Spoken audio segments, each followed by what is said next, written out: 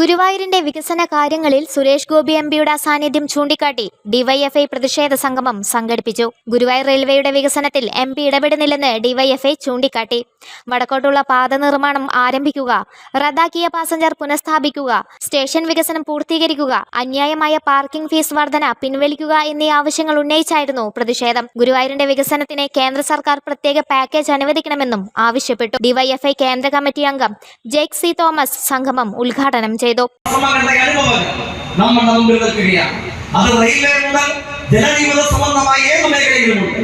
പക്ഷെ അവിടെ നിങ്ങൾ നോക്കുക, മനുഷ്യർക്ക് മുമ്പിൽ ഒരു മഹാ അത്ഭുതം വന്നതുപോലെ കേരളത്തിലെ ഗവൺമെന്റ് പ്രവർത്തിക്കുകയല്ലേ. CPIM ജില്ലാ കമ്മിറ്റി അംഗം സി സുമേഷ് മുഖ്യപ്രഭാഷണം നടത്തി. 100 കോടി രൂപയുടെ വികസനം നടന്നാൽ 50 കോടി കൊടുക്കണം. ഗുരുവായൂർ നഗരസഭയുടെ മാച്ചിംഗ് ഫണ്ടിനെ സഹായിക്കുന്നതും സംസ്ഥാന government. DYFI block president KS Anoop അധ്യക്ഷത വഹിച്ചു. CPIM area secretary TT Sivadas, DYFI ജില്ലാ കമ്മിറ്റി അംഗം Hasan Mubarak, block treasurer TM Shefeeq, T Abhijith, K Prajeesh, Devika Dileep, Mahila association area secretary Shiny Shaji, DYFI block secretary Erin Antony, TG Rahana എന്നിവർ സംസാരിച്ചു.